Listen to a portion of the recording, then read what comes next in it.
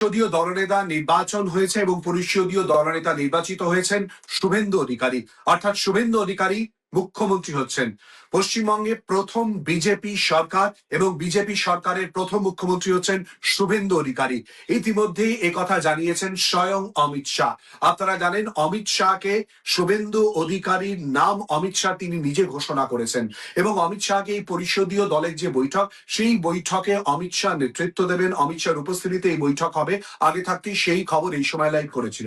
আমরা কি দেখলাম, আমাদের প্রতিনিধিরা তনুশ্রী চট্টোপাধ্যায়, শুভ্রজিৎ চক্রবর্তী, বিপ্লব চক্রবর্তী এবং প্রীতম দে এবং আমাদের চিত্রগ্রাহক প্রতিনিধিরা তারা প্রত্যেকে সকাল থেকে উপস্থিত ছিলেন। আপনারা দেখেছেন অমিত শাহ আজ সকালে প্রথমে চলে আসেন বিমানবন্দরে, সেখানে তাকে সম্বর্ধিত করা হয়, ফুল দিয়ে সম্বর্ধনা জানানো হয়। শ্রমিক ভট্টাচার্য, শুভেন্দু অধিকারী সহ অন্যান্য নেতা নেত্রীরা তারা উপস্থিত ছিলেন। তারপর তিনি চলে যান দক্ষিণেশ্বর মন্দিরে। দক্ষিণেশ্বর মন্দিরে তিনি ইতিমধ্যেই পুজো দেন এবং তারপর তিনি আসেন যে হোটেলে তিনি রয়েছেন সেখানে তিনি বেশ কিছুক্ষণ থাকেন এবং নেতৃত্বের সঙ্গে অল্প কিছু বৈঠকও করেন, যেখানে গুরুত্বপূর্ণ বেশ কিছু সিদ্ধান্ত নেওয়া হয় এবং তারপর চলে আসেন বিশ্ব বাংলা কনভেনশন সেন্টারে এবং সেখানে সমস্ত বিধায়করা, জয়ী বিধায়করা তারা এসে উপস্থিত হন বা বিজেপির জয়ী প্রার্থীরা তারা এসে উপস্থিত হন এবং উপস্থিত হয়ে সেখানে বৈঠক শুরু হয়।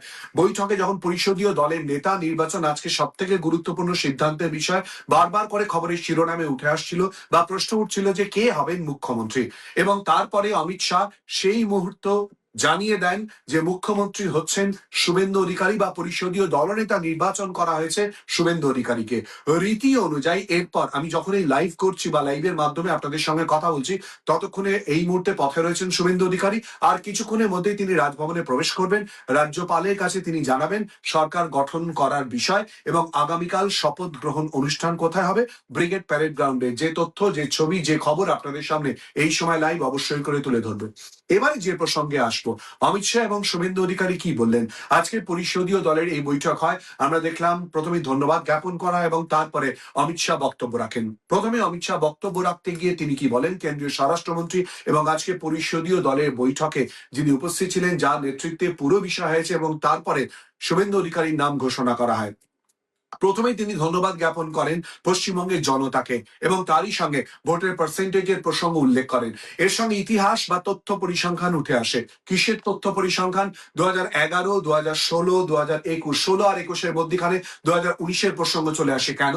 লোকসভা নির্বাচনে বিজেপির যে ছবি দেখা গিয়েছিল বা বিজেপির যে আসন সংখ্যা বেড়েছিল সাংসদদের, সেই প্রসঙ্গ উঠে আসে এবং তারপর চলে আসে খুব স্বাভাবিকভাবে 2024 লোকসভা নির্বাচনের কথা, মধ্যখানে 2021 বিধানসভা নির্বাচনের কথা। খুবই প্রাসঙ্গিক 2021 বিধানসভা নির্বাচনের কথা চলে আসবে। কেন? 2021-এ 77টি আসন পায় বিজেপি।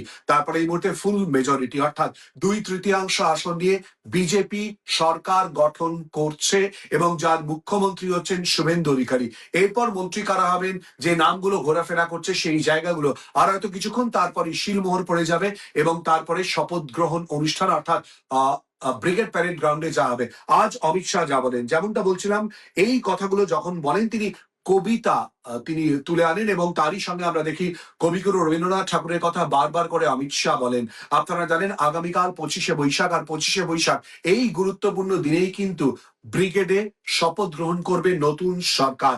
বিজেপির এই নতুন সরকার তারা শপথ গ্রহণ করবেন এবং সে কারণে বারবার করে কবিতার কথা চলে আসেন এবং সোনার বাংলার কথা যতবার আমরা দেখেছি প্রচারে এসেছেন, বক্তব্য রেখেছেন বা রোড শো করেছেন, বারবার করে আমরা দেখেছি বিজেপির কেন্দ্রীয় নেতা এবং রাজ্য নেতৃত্ব শুভেন্দু অধিকারী, শ্রমিক ভট্টাচার্য, সুকান্ত মজুমদার, দিলীপ ঘোষ, অগ্নিমিত্রা পাল, শঙ্কর ঘোষ, পরপর যে নামগুলো রয়েছে, প্রধানমন্ত্রী নরেন্দ্র মোদী বারবার করে সোনার বাংলার কথা এসেছে।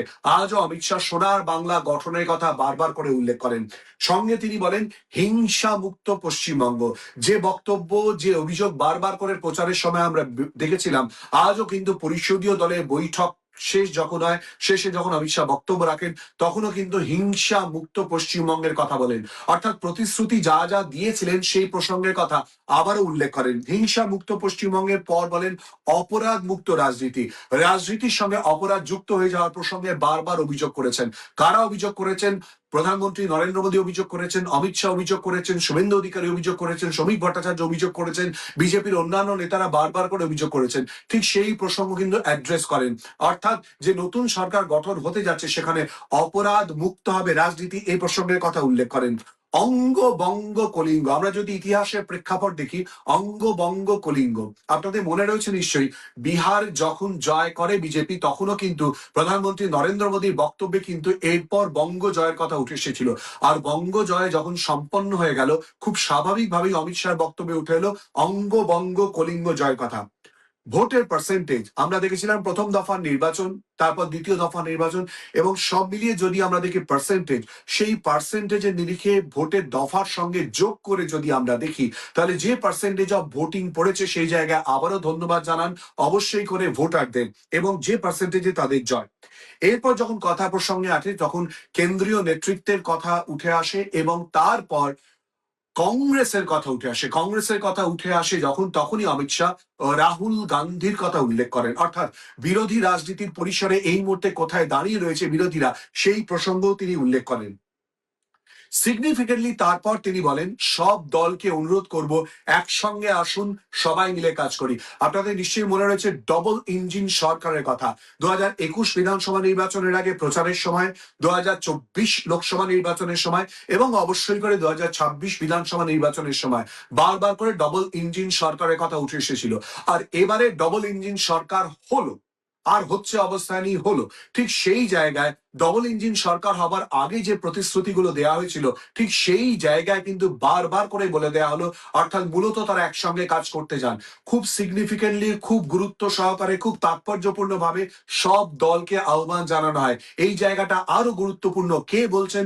কেন্দ্রীয় স্বরাষ্ট্রমন্ত্রী অমিত শাহ, তিনি বলছেন সব দলকে আহ্বান জানাচ্ছেন। সঙ্গে তিনি এরপর উল্লেখ করেন মমতা বন্দ্যোপাধ্যায়ের প্রসঙ্গ, অর্থাৎ প্রাক্তন মুখ্যমন্ত্রী মমতা বন্দ্যোপাধ্যায়, তৃণমূল সরকার, এবং এই প্রসঙ্গে এর আগেও আমরা দেখেছি বারবার প্রচারের সময় এই প্রসঙ্গগুলো উল্লেখিত হয়েছিল। আজও কিন্তু মমতা বন্দ্যোপাধ্যায় সরকারের প্রসঙ্গ উল্লেখযোগ্য। আরেকটা বিষয় আপনাদেরকে জানাই, মমতা বন্দ্যোপাধ্যায় সরকারের প্রসঙ্গে যখন উল্লেখ করছেন অমিত শাহ, তার আগে একদম প্রথমে কথা বলতে গিয়ে যখন 2011, 16, 21 এবং 26-এর প্রসঙ্গ এসেছিল, তখন বাম আমলের কথাও কিন্তু তুলনাতে অবশ্যই করে এনেছিলেন। এবং এরপর আমরা দেখেছিলাম দু দফার নির্বাচনের কথা বলে সব শেষে তিনি বঙ্কিমচন্দ্রর কথা বলেন, এবং বারবার করে বাংলা সাহিত্য, সৃষ্টি, সংস্কৃতি, কৃষ্টি এ কথা উল্লেখ করেন।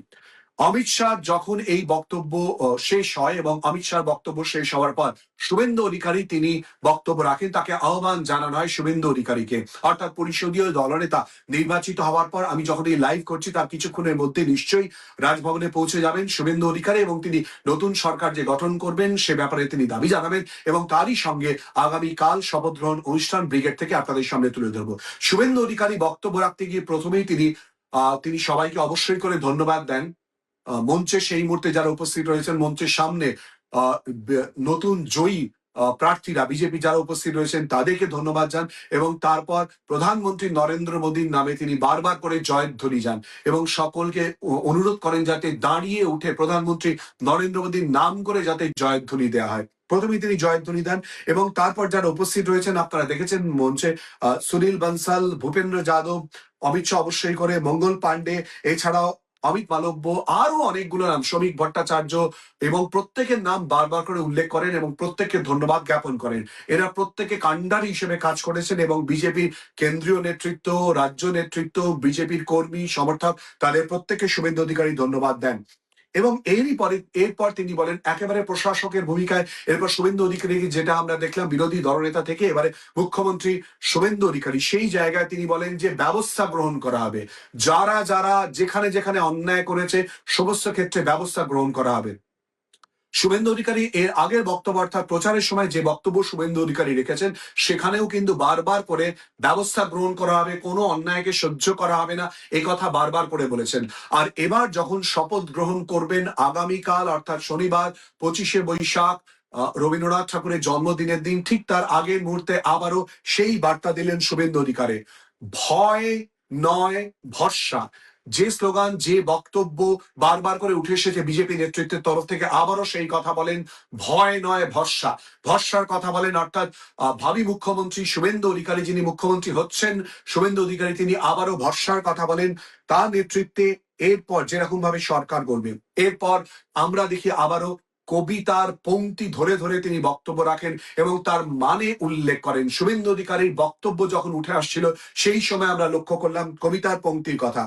নিরাপত্তা সুনিশ্চিত করার কথা ইতিমধ্যেই বলেছেন। কাদের জন্য? অবশ্যই পশ্চিমবঙ্গবাসীর জন্য, এবং আলাদাভাবে স্পেসিফিক্যালি যে কথা বলেছেন মহিলাদের নিরাপত্তা সুনিশ্চিত করার জন্য ইতিমধ্যেই আশ্বাস দিয়েছেন শুভেন্দু অধিকারী। পরিষদীয় দলনেতা নির্বাচিত হওয়ার পর শুভেন্দু অধিকারী ইতিমধ্যেই আশ্বাস দিয়েছেন। একটু আগে যে কথা বললাম, অমিত শাহর বক্তব্যে যেমন উঠে আসে, একদম প্রথমের দিকে উঠে আসে সোনার বাংলা গড়ার কথা। বিজেপি কেন্দ্রীয় নেতৃত্ব, প্রধানমন্ত্রী নরেন্দ্র মোদী, অমিত শাহ এবং বিজেপি রাজ্য নেতৃত্ব দলীয় স্তর থেকে বারবার সোনার বাংলার কথা উঠে এসেছে। আজ শুভেন্দু অধিকারীর মুখে আবারও সোনার বাংলা গড়ার যে দাবি, যে বক্তব্য, সেই কথা বারবার করে বললেন। এবং তারপর তিনি বলেন যে আমি নয় আমরা, আরো গুরুত্বপূর্ণ দিক, আমি নয় আমরা, অর্থাৎ দলবদ্ধভাবে দলকে জেতানোর জন্য ঠিক যেরকম ভাবে কাজ করেছেন বিজেপির নেতা কর্মী সমর্থকরা, ঠিক সেই জায়গা দাঁড়িয়ে যখন পরিষদীয় দলনেতা নির্বাচিত হয়েছেন শুভেন্দু অধিকারী, আর মাত্র কার্যত কয়েক ঘন্টা রাজ্যপালের কাছে তিনি যাচ্ছেন এবং তারপর কয়েক ঘন্টা পরে শপথ দেবেন ব্রিগেডে। সেই ব্রিগেডের ছবি আপনাদের সামনে সরাসরি তুলে ধরবো, বক্তব্য তুলে ধরবো, আমাদের প্রতিনিধিরা, আমাদের চিত্রগ্রাহক প্রতিনিধিরা রয়েছে। আর ঠিক সেই সময় তার বক্তব্য যখন শেষ হয়ে আসছে, তখন তিনি আবারও বলেন আমি থেকে আমরা, সবাই মিলে কাজ, একসঙ্গে কাজের কথা বলেন এবং পশ্চিমবঙ্গবাসীকে নতুন সরকার হিসেবে তারা যে উপহার দিতে চলেছেন, তাদের যে বক্তব্য উঠে আসবে, সে কথা বারবার করে স্পষ্ট করে দেন শুভেন্দু অধিকারী। আর মাত্র কিছুক্ষণ তারপরে নতুন সরকারের শপথ গ্রহণ অনুষ্ঠান, সেই খবর, সেই তথ্য তুলে ধরবো আপনাদের সামনে। আপনাদের চোখ অবশ্যই করে থাকুক এই সময় লাইভে।